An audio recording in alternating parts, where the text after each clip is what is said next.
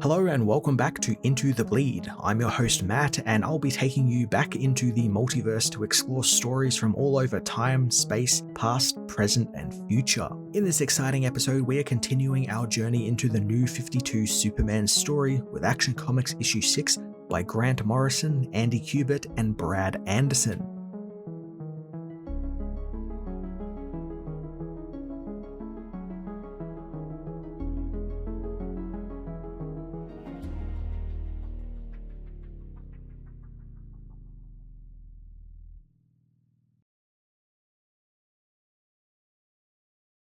Things get even weirder this issue as Grant Morrison continues his Future Superman from the near-present storyline with the anti-Superman army, who are meeting with the mysterious benefactor of theirs, who's promised them the opportunity unique to all of space and time, one that would allow them to kill Superman for good. It's also revealed here that the kryptonite engine the team stole from the fortress can grow the variants of kryptonite, like red, blue, or black. So I said things would be getting weird as the book goes on, and I gotta respect Morrison for just going right for it and not slowing down one bit. The man says that he'll give each of them a splinter of kryptonite, but in return, they must all do one task for him. This is also our first proper look at the anti-Superman army team, and as I mentioned last issue, they are led by Zardu, who escaped the Phantom Zone in a story that actually has not been told yet, but it's coming. I just love that there's just such a bold choice to just drop us into what is technically the present, except all of the characters have been recast with people who are from the future, or having come to the present to help save their future and their far future. And this is all being done by issue 6 of a new series that was meant to relaunch Superman for new and returning readers, and it's all just so weird and wonderful, and only someone like Grant Morrison would be allowed to do this. That they have certain pull at DC, and when they want to do something weird, they are allowed to do something weird. In the Fortress of Solitude, the Superman of 5 years into the future finds it weird that at this point in his career, he has just stopped the terminal invasion, and everything changed after that as the word superhero began cropping up in the cultural zeitgeist. This Superman, while more experienced, is also still learning about things like the Legion, who have accompanied him to the fortress from the 31st century, and when not telling him about how their time bubbles work, they reveal that Superman's rocket he came in is dying, since without the kryptonite engine, there's nothing powering it and stopping the Collector AI from reinfecting the station, which used to be the Collector of the World's Skull ship. Since this is a time travel back in time story, Superman already knows what's going to happen, so he knows the ship will be fine, they'll succeed in their mission, as well as the Legion time bubble will be fixed, especially with the battery he managed to bring from Earth, which is just a simple Duracell AA battery, which the Legion can then retrofit into their time machine to fix. So I'm probably going to sound like a broken record, but I really don't care, since this is the stuff in comics I love. It's just cool, creative sci-fi elements, using a lot of pre-established lore from Superman, bending it into something new and fresh, and just having fun with it and just, going for it. The team's repairs are soon interrupted by Evolver, one of the anti-Superman army who remained behind as a bit of a surprise for the heroes. Superman, thanks to Saturn Girl's telepathic powers, recognizes the monster is Eric Drekken, a man he once saved and who can shift his DNA forward and backward through its evolutionary timeline, allowing him to change into all sorts of weird and wonderful creatures. This is one of the various New 52 only creations Superman fights across this and some of his other books, and it's a pretty cool one to boot. A guy who can evolve and devolve his DNA at will. That's a wacky sci-fi concept and perfectly the type of monster man for Superman to battle and for Morrison to write, because they are going to have a lot of fun with this guy. Superman is quick to attack as he knows what's at stake if they do not complete their mission, and his physical and Saturn Girl's mental assault on the villain gets him to shift forms, the goal being to get him to take on a human form so Saturn Girl can easily access his mind. Eric though uses his ability to constantly shift forms into things that might be able to go toe-to-toe with Superman, like a giant T-Rex. quick blast from Lightning Lad's powers, however, causes Eric to begin to change back into a humanoid form, allowing Saturn Girl to easily find the information of the kryptonite engine he has locked away in his mind. Eric, while his mind is invaded, also lets slip of a few future spoilers, like Superman turning evil, a planet of skeletons, and various other bad things happening. Things we'll actually get to see in just a couple of issues. The book takes another even weirder, if that's possible, turn as Saturn Girl reveals that Nimrod the Hunter teleported a lead pellet into Superman's brain, which had a tesseract space in it big enough to hold 30 people. So it's not actually outrightly said here, but because I know what's going to happen in this book and because it's kind of confirmed in this issue what's happening anyway,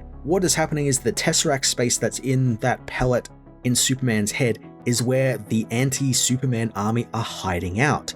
They're literally inside Superman's head, the one place he would not think to look. Again, this is Morrison just, flexing those just weird and wonderful sci-fi muscles they have. They're just wonderful at creating these sorts of concepts and then also presenting them in ways that are, for the most part, easily to understand.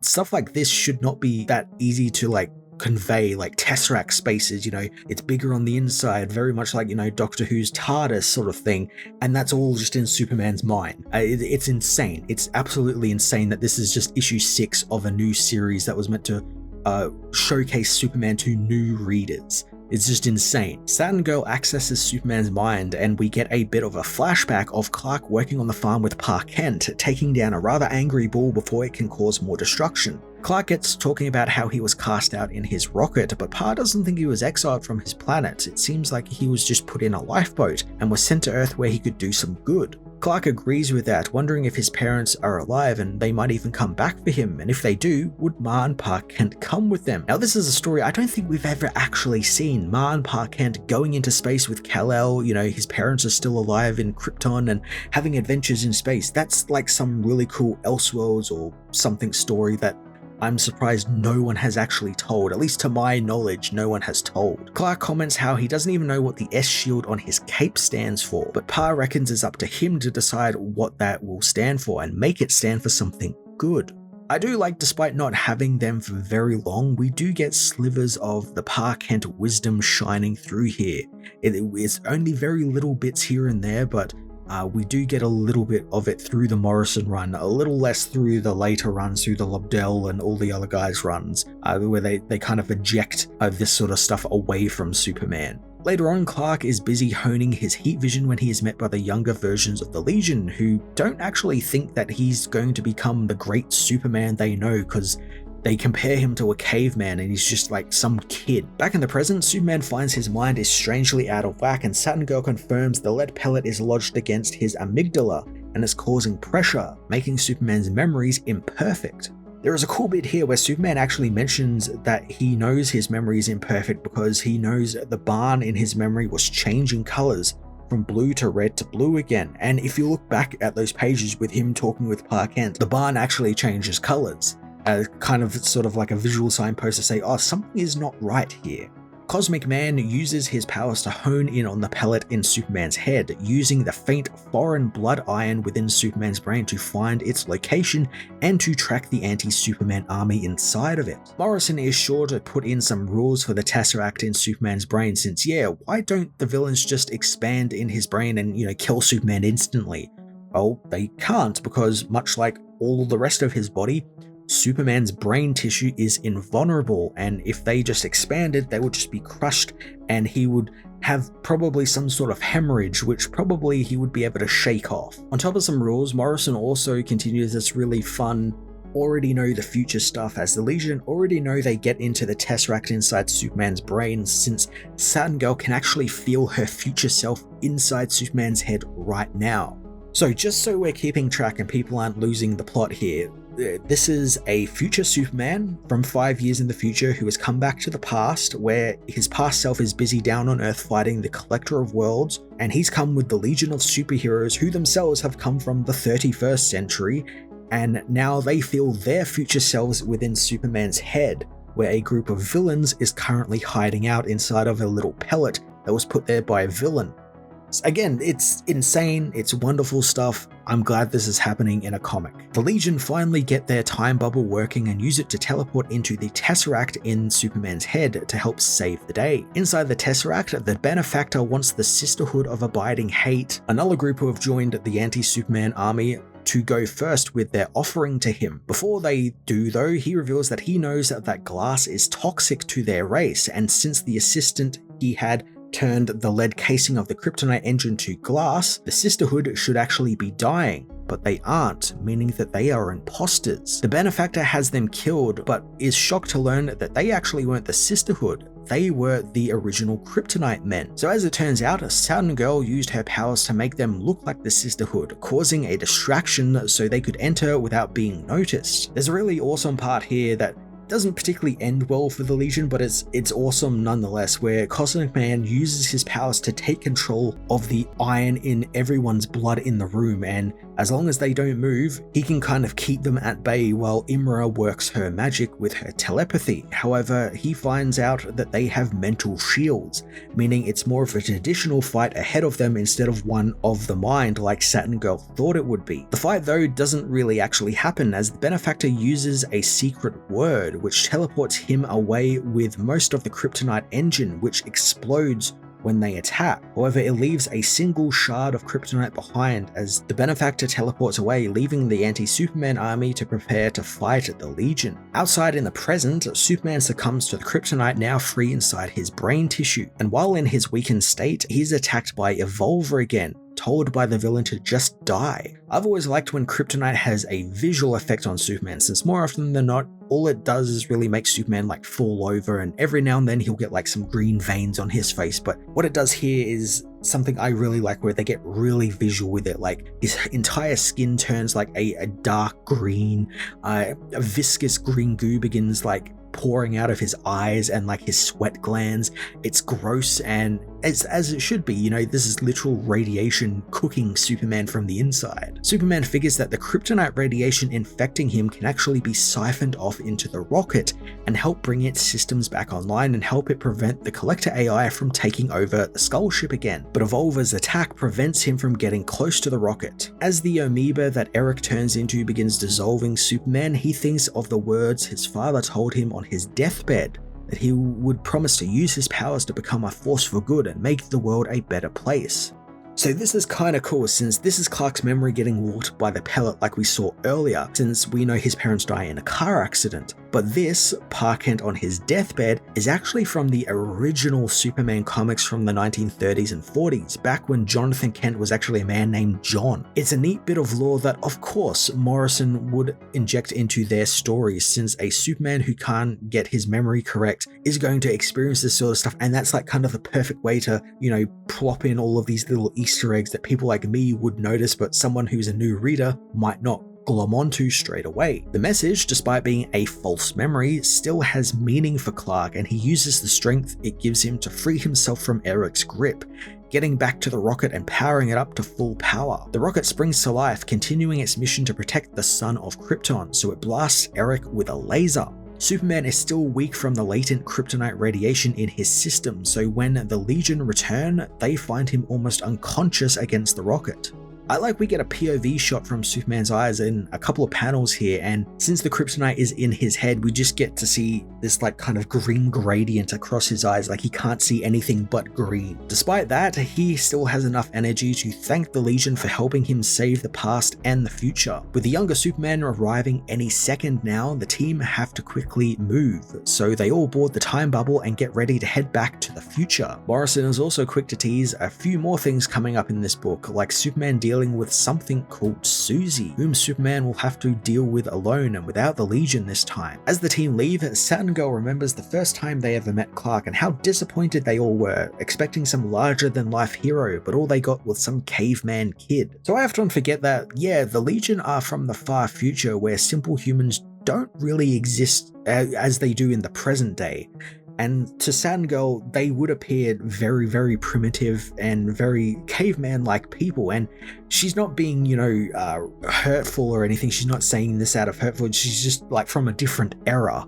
So she's being truthful, but it's a little rude and hurtful at the same time. But she doesn't mean to do that. And I kind of like that we get that a little bit here, and that Morrison plays with that with these characters and doesn't just make them, oh, they know what Clark is and everything, and just like completely fine with him. They're actually kind of critical on him. Sun Girl knows that while they were disappointed for Clark, meeting them and learning of his future and what he will become was the greatest day of his life. In the issue's backup by Shelley Fish and artist Chris Cross, we return to Clark's past as after the death of his parents, Clark wanders the now quiet farmhouse, having sold it to the Frys from next door. He begins having memories of his time with Ma and Pa Kent and the lessons they instilled in him in the halls of the house. I got a bit misty-eyed seeing this stuff again after all these years. It's great seeing these very important lessons Clark needed to become the hero he is imparted on him by Martha and Jonathan. Clark finds some of the pictures of himself, Lana, and Pete Ross, remembering when he told Pete he wants to become a reporter.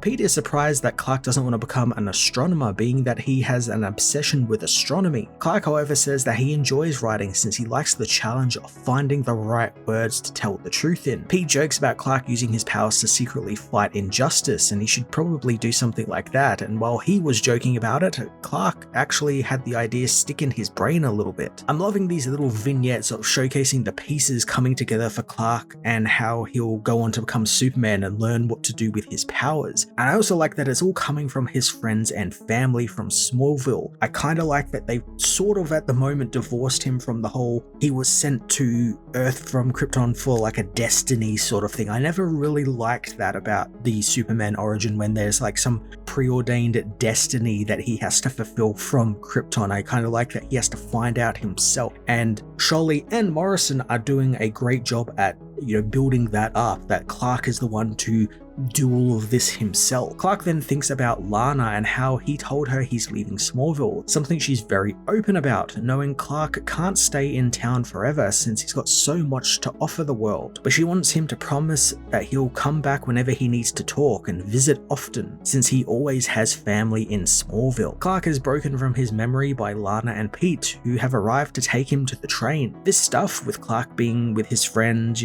just having a good time, having a wholesome time, seems to be what I think a lot of people missed in the New 52, since a lot of people only know like the Batman stuff and like the later Superman stuff. They don't remember this sort of stuff, or they never read it because it was too far past what they were up to when they started getting into the New 52. I can't blame them since they decided to put it mostly in these backups, and there is a fair stretch there with a certain writer where really none of this comes up and it's all more worried about action and Superman punching stuff, so I can see why people would have glossed over this sort of stuff. But Shelley Fish here is working straight magic with this, and I'm really surprised that, again, like I said last issue, he was not given the reins of Action Comics once Grant Morrison left the book. I definitely couldn't have thought of a better writer than Shelley to actually take over from Grant and inject some of this wholesomeness and love into this character. As Pete and Lana take Clark's things out to the car, they find Clark silently looking over some old pictures of his family on the walls of the house. Lana drags Pete away to give Clark a moment, letting him look over the pictures of his parents alone. Clark grabs one of the pictures from the wall, one of Jonathan and Martha, and he puts it in his bag, calling for his friends that he's not about to get all weepy like Pete thinks he is. Now this is just wonderful. It's a little bittersweet ending to Clark's time in Smallville, but it's nice, he's moving on with his life and he's going out into the world to become Superman, the hero his parents and his friends helped sculpt during his time in Smallville. So that's it for Action Comics issue 6. Tell me in the comments below what you thought about the time-bending, reality-warping issue, and join me for the next episode as we venture into the mysterious skull ship of the Collector of Worlds.